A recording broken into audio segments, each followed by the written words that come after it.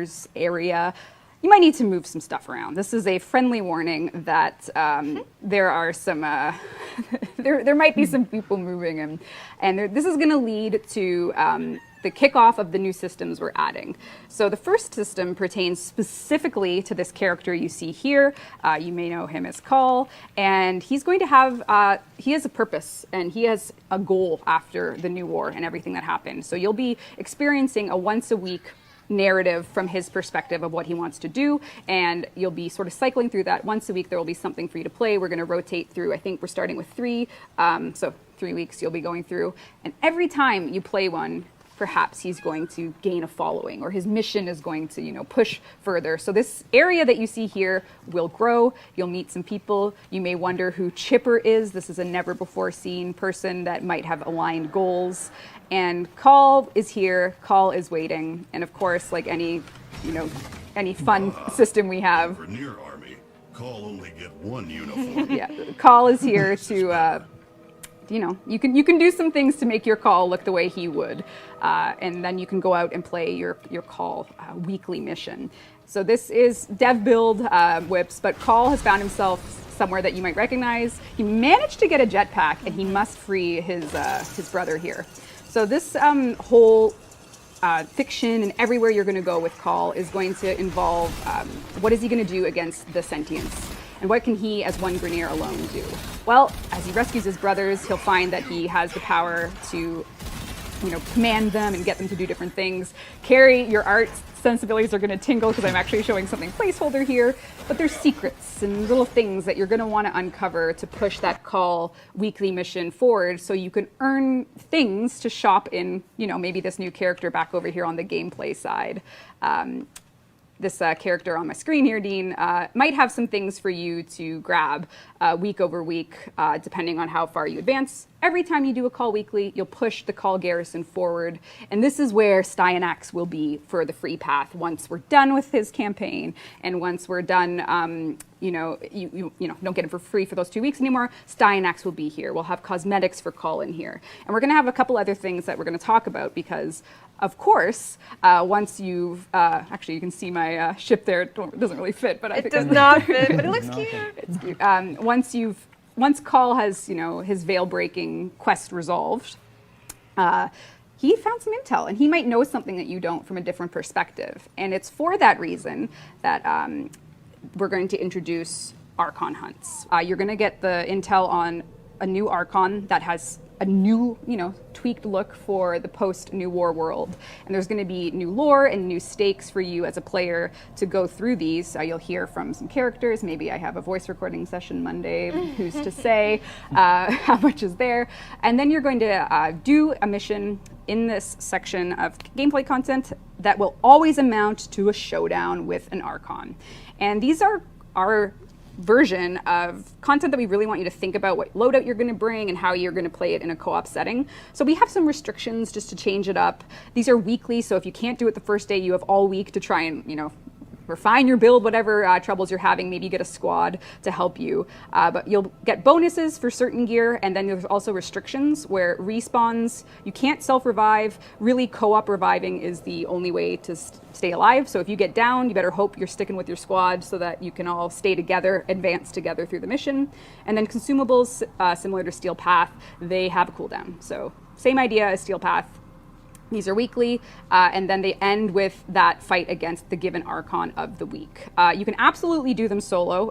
It doesn't have to be co-op, but as with all things in our game, totally possible solo, but they are tough. They are meant to be tough missions. Yeah. So, yeah, well, okay. So if you play the New War, you know, by the time you get to fight Archons with your Warframe, yeah, maybe it was a little anticlimactic. Yeah. There's a new flow, new mechanics for the final boss fight, the Archon hunt itself. So you'll be going in, you'll have to discover how to get through where they are, shake them out. There's new mechanics there. It's not just the Drifter versus Archon New War stuff. It is different. It has a twist. We don't want to do spoilers, but it will be different.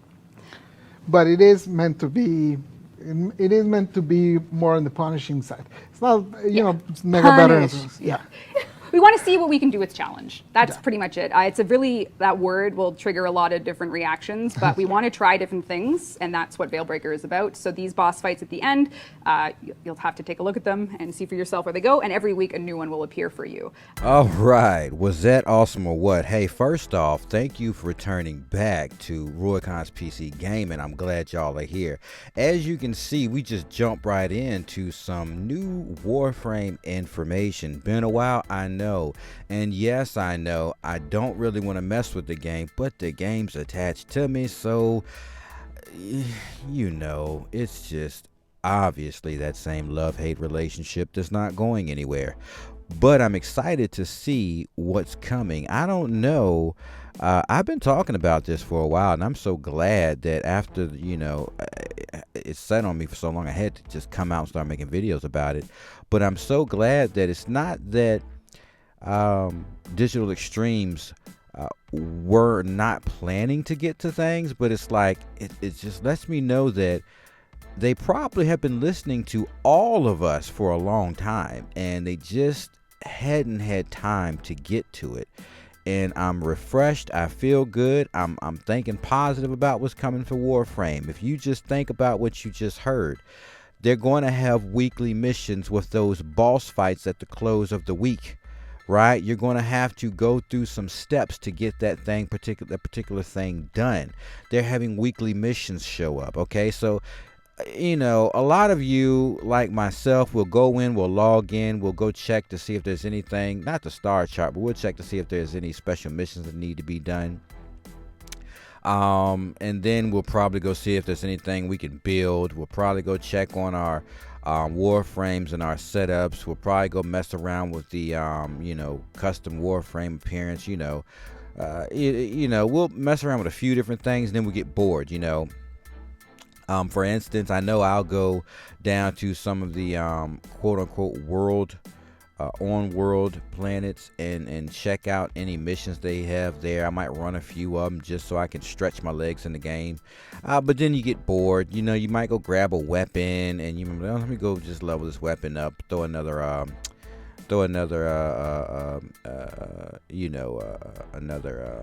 catalyst.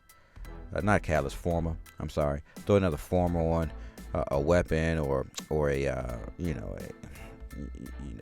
a Warframe, you know, something just to kill time. And you'll go run back and forth and level that up till you get bored of that. So you get bored a lot, and that's what's been going on. I know. Oh well, you know, you got Nora Knightley with, you know, there's really nothing going on there. That's just doing, you know, your battle pass stuff. 'Cause that's all it really is, just battle pass. You can do little battle pass stuff if you really, but that's boring too. So, I mean, Warframe, thank you. I'm so excited to see and hear the different things that you're working on, that you're going to be bringing out, because now it's like, oh, okay, well, there's a weekly mission to, you know, I can give some casual playtime to. I can get off work and maybe give an hour, 2 hours of my time to work on this weekly stuff.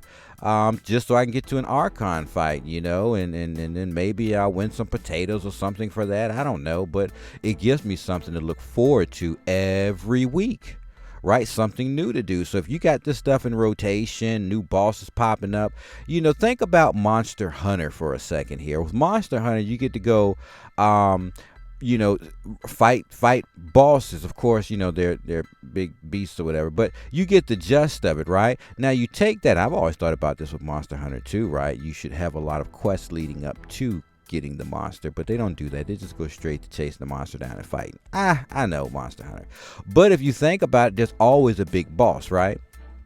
So we have, I mean, like with DE, you've got all these things on the star chart. It's like these are tools that can be used. They're dungeons. They're just basically reusable dungeons over and over again. So you can throw these bosses on random episodes where we fight them on these different tiles. You know what I'm saying? These tile sets. You can throw this stuff. You've got tons of it. So I mean, every week we can have different boss fights and different things to do. All it is writing a storyline, a quick story, and it's a little short one, you know what I'm saying? For some reason, you have to go find this so-and-so, and, you know, but y'all have heard that so many times. You know, I'm just excited to see and hear what's coming. I know there's a lot more content that they're working on. I keep up with it even though I'm not playing it as well. I haven't played it in a while, actually. But I still keep up with it because it's a cool game. Now, maybe, DE, you'll work on slowing it down as far as putting some of this parkour on a stamina bar. Now, hey, I know before you all get crazy, well, it used to be a stamina bar a long time ago. We just didn't like that because we couldn't be super powerful ninjas.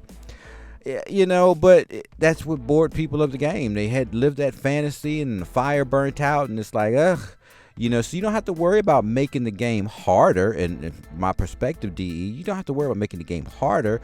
You just limit us. Don't make us so so godly. Like, we put our parkour stuff on stamina, right? We can run around limitlessly, slide, jump, dash, roll, twist, fly, jump, dash, roll, and we're going through everything. Make it so that you've got to kill 50 people before you run into the next room, or it won't open. The door won't open for you, right? Make it so doors don't open until these things are done. I like the idea that it's going to need the whole team, right? It's got to stay together because somebody's got to revive you if you get downed. That's awesome. That's going to force us to work together as a team to get through these tile sets and these missions.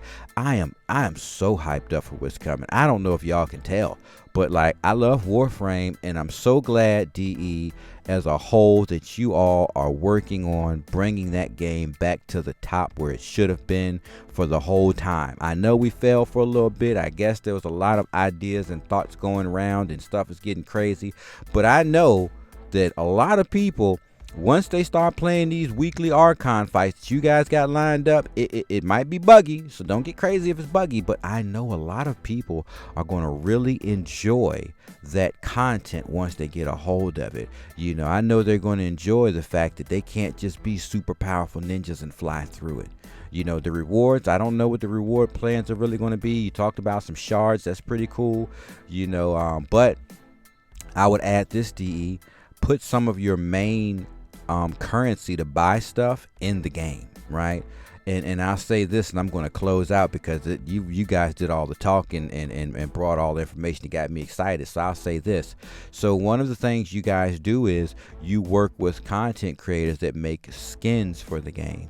So I would get those skins not only payable by cash, but payable with your in-game currency, right? So then for the veterans that are playing the game, I would make it so that they can win some in-game currency from these boss fights, these weeklies. Maybe they can win 10 of your in-game currency, right? And then that's something that they're picking up over time, and then maybe they can pick up, little knickknacks from the little marketplace with that currency. You know what I'm saying? So then, and I'll say this, I'm playing Naraka Blade now. You guys are seeing it on my channel, and I like what they're doing with that game. But I'd say check them out too and look at some of the things that they do, because you can get small things just like in Warframe, but these small little things mean something. So as a whole, seeing where these games are going, of course, Warframe's going to get they're going to get their position back. I know they're going to get it back. I've been a fan for a long time. I know they're going to get it back. They're doing a great job now. So, but when you look at all these games and how, working together, like with Naraka Blade Point, you need to stay in your group, right? Or you get shut down. So when you look at this stuff, team play is awesome. Team play communication, listening to people, shoot the ideas. Hey, let's work together. Let's stay over here. Let's move over here. All that stuff means something, especially to a casual gamer that can get off work, play a few hours, get to the weekend, maybe, do their lawn work for the, housework, clean up, whatever it is they maybe mom, dad, whatever it is.